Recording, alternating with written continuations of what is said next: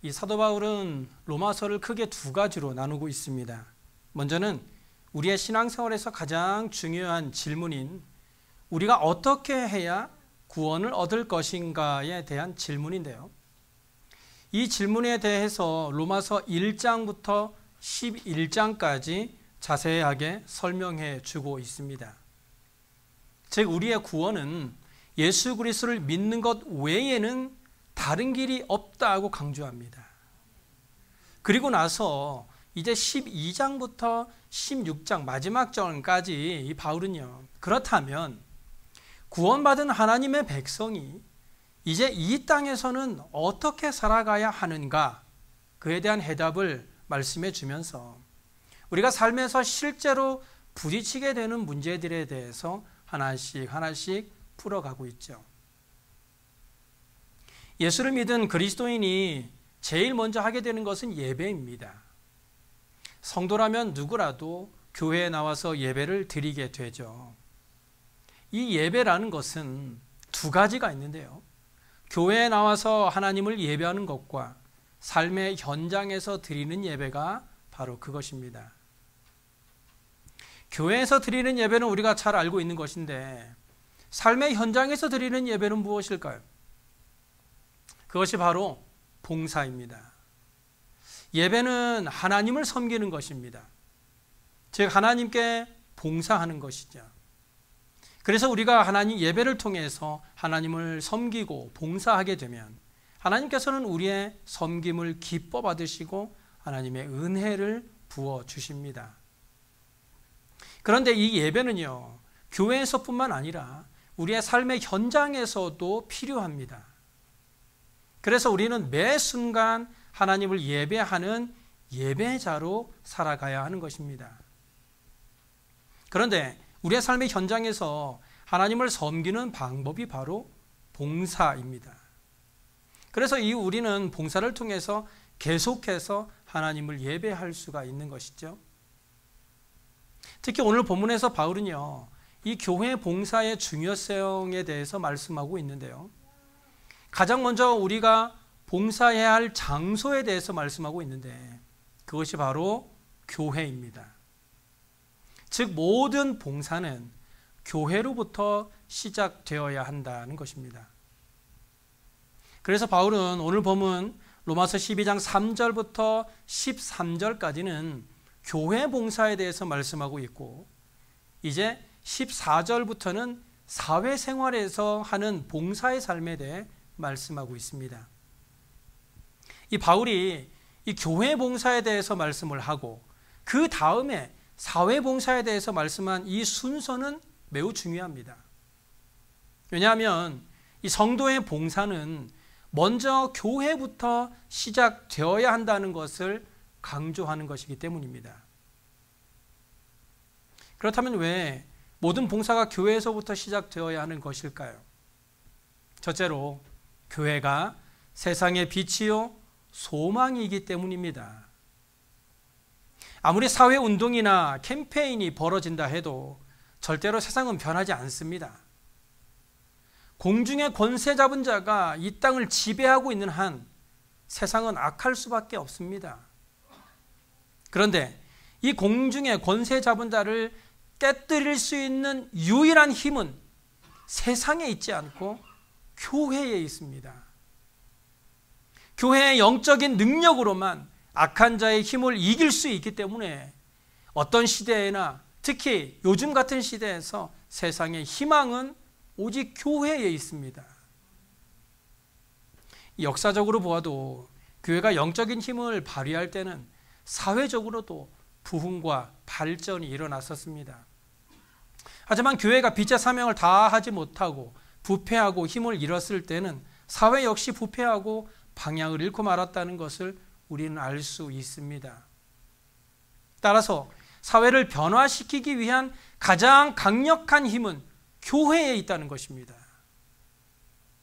그러므로 이 하나님의 백성이 하나님의 전에 모여서 드리는 이 예배가 강력해지고 기도가 뜨거워지고 헌신이 불붙게 될 때 비로소 사회 전체를 변화시킬 수 있는 소망이 생기게 됩니다.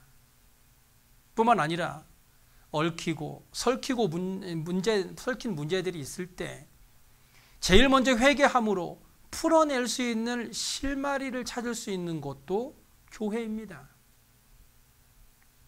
그래서 우리가 먼저 하나님께 회개하고 하나님 앞에 전심을 다해 예배를 드림으로 우리 안에서 성령의 영이 뜨겁게 살아나게 될 때 비로소 사회는 소망을 가지고 변화를 받을 수 있는 능력을 갖게 되는 것입니다.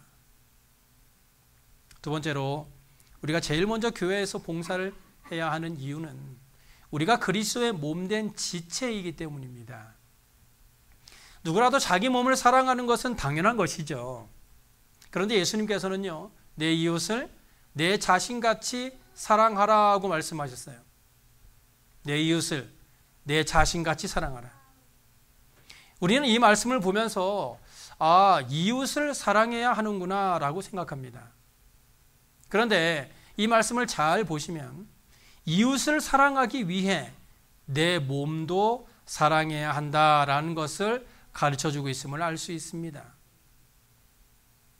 자신을 사랑하지 않는 사람은 절대로 이웃도 사랑하지 못한다는 것이에요.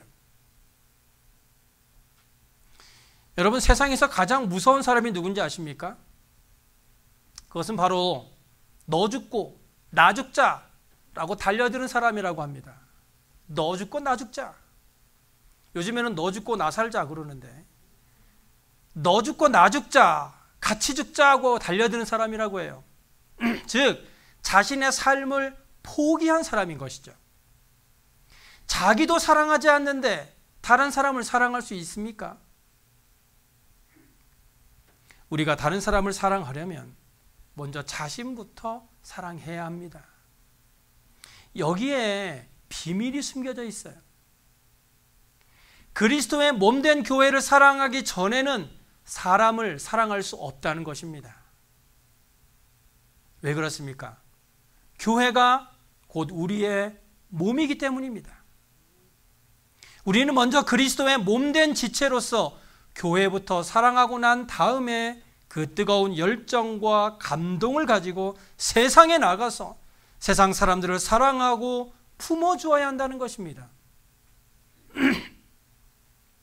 지난주에 제가 모이기를 힘쓰자고 말씀드렸습니다. 우리는 교회로 모여야 합니다. 그리고 함께 모여서 하나님이 주시는 힘을 받아야 하죠. 성령께서 부어주시는 능력으로 충만해져야 합니다. 그렇게 성도들이 교회에 열심히 모여서 예배하고 교제하는 가운데 성령의 능력으로 충만해지면 교회에 모여만 있는 것이 아니라 이제는 세상으로 나아가야 합니다. 그래서 우리는 세상에 보내진 선교사라고 표현하기도 합니다. 우리가 교회에 모여서 우리끼리만 하나님의 은혜를 나누는 삶이 되지 말고 이제는 받은 은혜를 가지고 세상으로 나아가야 한다는 것이에요. 그런데 여기에서 중요한 것은 나아가는 것이 아니라 나아가기 전에 먼저 우리가 모여서 은혜를 받아 능력으로 무장한 다음에 나가야 한다는 거예요. 그냥 나가면 안 된다는 거예요. 성경은요, 너희는 교회의 빛이요 교회의 소금이라고 말씀하지 않았어요. 성경은 분명하게 너희는 세상의 빛이요 너희는 세상의 소금이다라고 말씀하셨습니다. 우리가 세상으로 나아가서 빛과 소금의 역할을 세상에서 감당해야 한다는 것입니다. 하지만 세상의 빛과 소금이 되기 위해서는 먼저 교회 안에서 빛과 소금이 되어서 나아가야 한다는 거예요. 세상에 나가서 빛과 소금이 되려고 하니까 힘든 거예요. 이미 교회에서 빛과 소금이 되어서 세상으로 나아가야 한다는 겁니다. 교회 안에서조차 빛을 발하지 못하고 소금의 역할을 하지 못하는데 어떻게 세상에 나가서 그리스도인으로서의 빛을 비추고 썩어져가는 곳에 소금의 역할을 감당할 수 있겠습니까? 그래서 봉사를 하기 위해서는 힘이 있어야 합니다. 그런데 여기서 문제가 하나 발생하죠. 힘이 있기는 있어야 하지만 교회에 필요한 힘은 인간의 힘과 그 차원이 다르다는 것입니다. 교회 일은 나의 힘이나 나의 능력을 가지고서는 할 수 없습니다. 왜냐하면 하나님의 교회의 일들은 혈과 육의 싸움이 아니라 영적인 싸움이기 때문이에요. 그렇기 때문에 그리스도인들이 영적으로 무장을 해야 하는 것입니다. 그런데 이 영적인 무장은요, 내 속에서 나오는 힘으로는 할 수 없어요. 베드로전서 4장 11절에 만일 누가 말하려면 하나님의 말씀을 하는 것 같이 하고 누가 봉사하려면 하나님이 공급하시는 힘으로 하는 것 같이 하라고 말씀하고 있습니다. 우리가 하는 모든 봉사는요, 하나님이 공급하시는 힘으로 하는 것입니다. 그런데 대부분의 성도님들이 하나님의 일을 자기의 힘으로 하려고 하니까 문제가 발생합니다. 하나님의 일을 하기 위해서 하나님의 공급하시는 힘이 있어야 합니다. 그 힘이 바로 은사입니다. 우리 모두에게는 하나님이 주신 은사가 있어요. 그리고 그 은사는 우리가 아직 발견하지 못했을 수도 있고 이미 사용하고 있을 수도 있습니다. 그리고 중요한 것은 하나님의 은사는 태어날 때 이미 주어진 것도 있지만 우리가 하나님께 구할 때 주시는 것도 있다는 것입니다.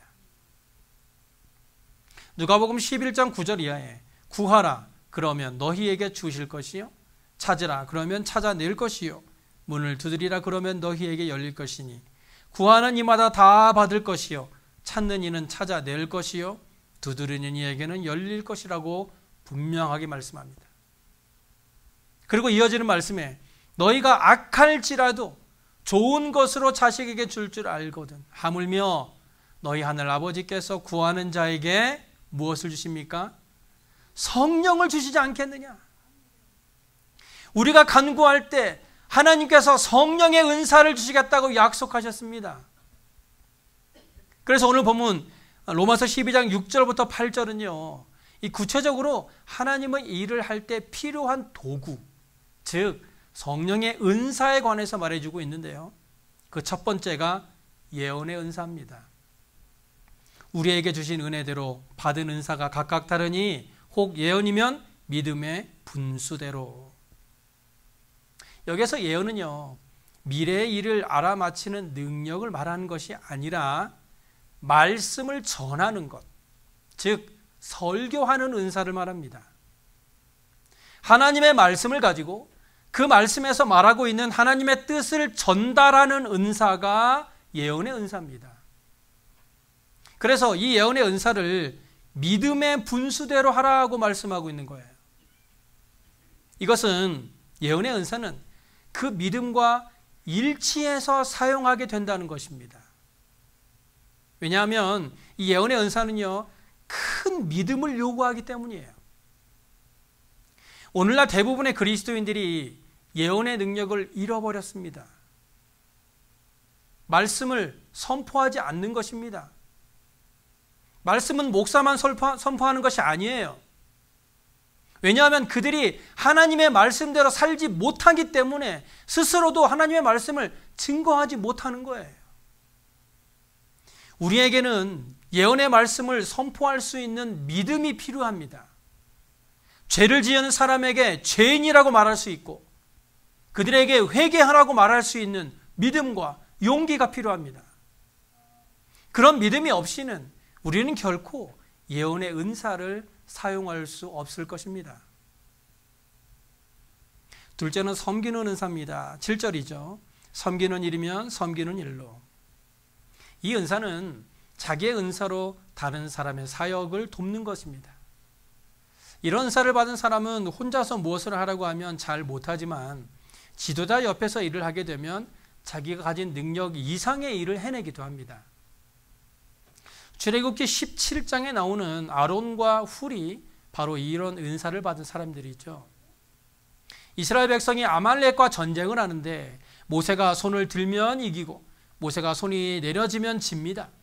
그때 아론과 훌이 양쪽에 서서 한 사람은 모세의 오른손을 다른 한 사람은 모세의 왼손을 들고 같이 붙들어 줍니다. 이게 바로 섬기는 사역입니다. 자기가 할 수 있는 것을 가지고 리더를 돕고 교회를 섬기는 것이죠.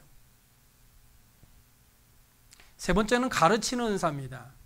이 은사는 어떤 면에서는 예언의 은사와 비슷한 것 같지만 예언의 은사가 말씀을 증거하는 것이라면 이 가르치는 은사는 이해시키는 능력을 말합니다. 어떤 분들이 설명을 하면 잘 이해가 되고 귀에 쏙쏙 들어오는 경우가 있죠. 그런데 어떤 분들은 자기가 무슨 말을 하다가도 내가 무슨 말을 하려고 했죠? 라고 되묻는 사람들도 있어요. 그걸 우리가 어떻게 합니까? 그런 사람은 이 가르치는 은사와는 거리가 먼 사람들이라고 할 수 있겠죠.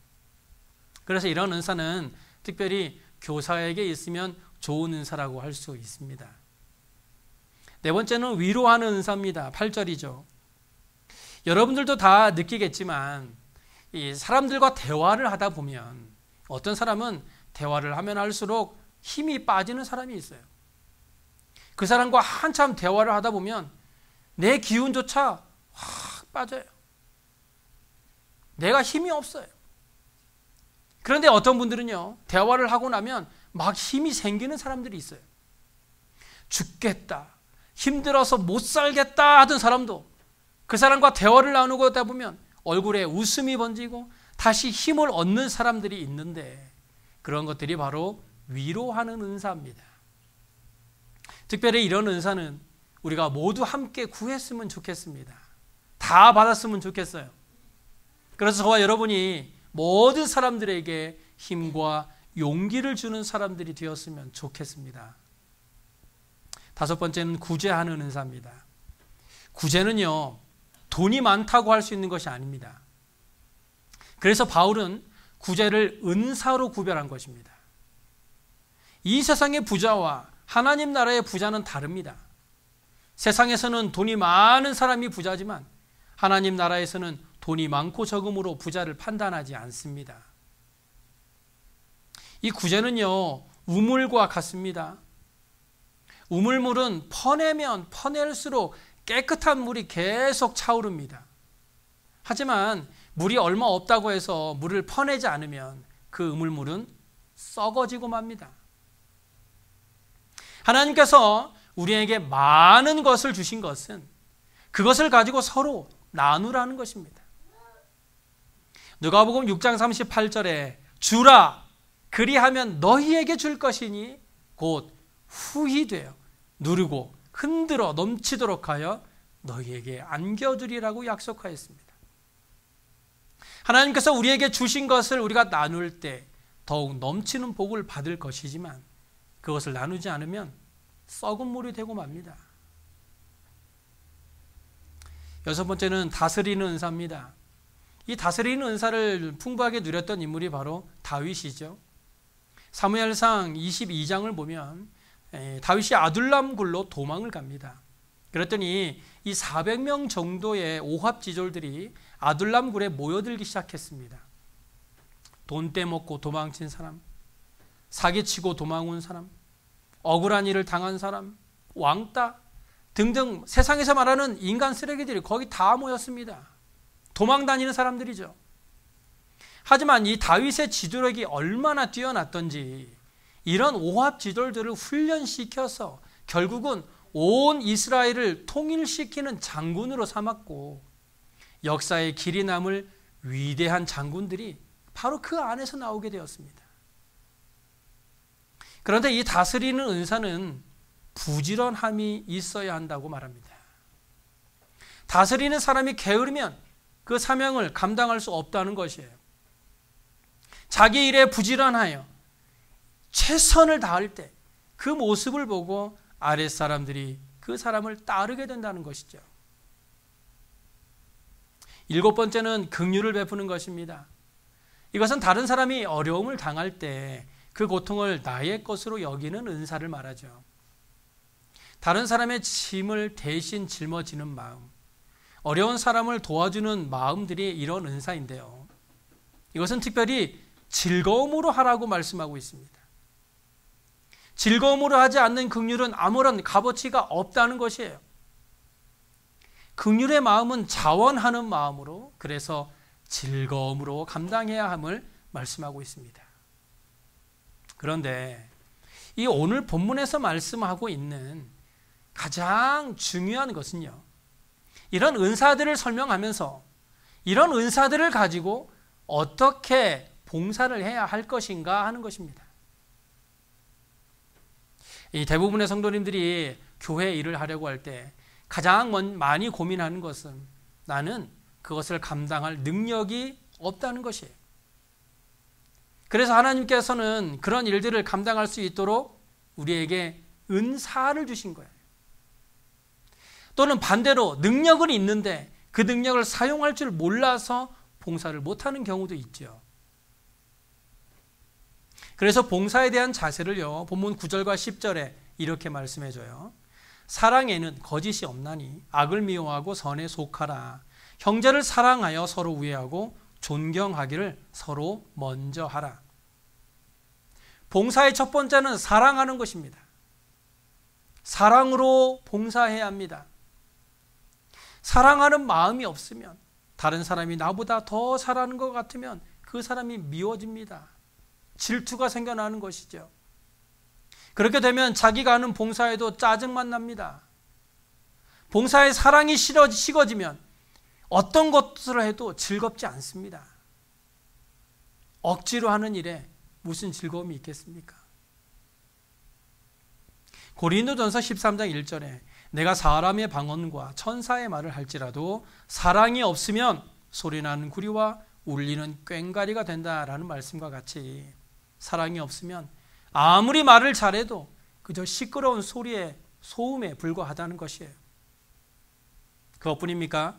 내가 예언하는 능력이 있어도 또 모든 비밀과 모든 지식을 알고 산을 옮길 만한 모든 믿음이 있을지라도 사랑이 없으면 내가 아무것도 아니요.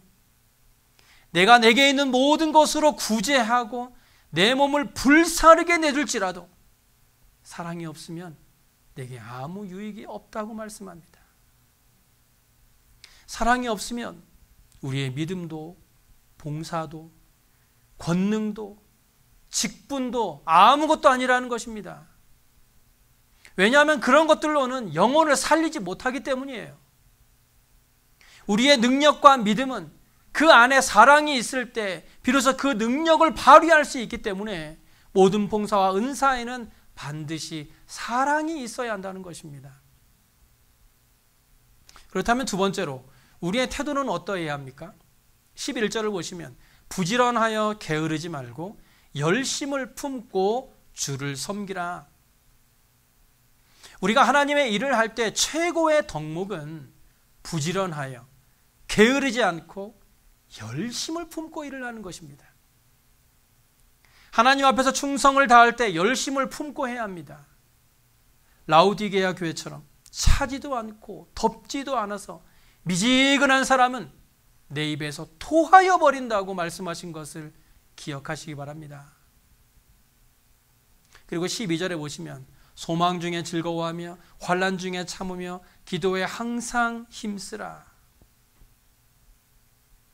하나님의 일을 할 때에 환난은 반드시 있습니다. 하나님의 일을 하니까 좋은 일만 있으면 좋겠는데 하나님의 일을 하게 되면 시험거리들은 더 많이 만나게 됩니다. 그럴 때 우리가 해야 하는 일은 기도에 힘쓰는 것입니다. 기도하지 않으면서 하나님의 일을 감당하는 사람에게는 반드시 위기가 찾아옵니다. 하지만 위기가 찾아왔을 때 하나님께 기도함으로 나아가는 사람에게는 그 모든 어려운 일들을 이길 힘을 주실 줄로 믿습니다. 마지막으로 13절에 성도들의 쓸 것을 공급하며 손 대접하기를 힘쓰라. 결국 봉사는 나누면서 하라는 것입니다. 여유가 생기면 돕겠다라고 하는 사람은 평생 남을 돕지 못합니다. 어려운 중에도 하나님이 주신 은혜를 생각하며 그 은혜를 나누겠다고 생각하는 사람에게는 하나님께서 더 넘치는 복과 은사를 부어 주실 것입니다. 하나님의 은사는 귀한 것입니다.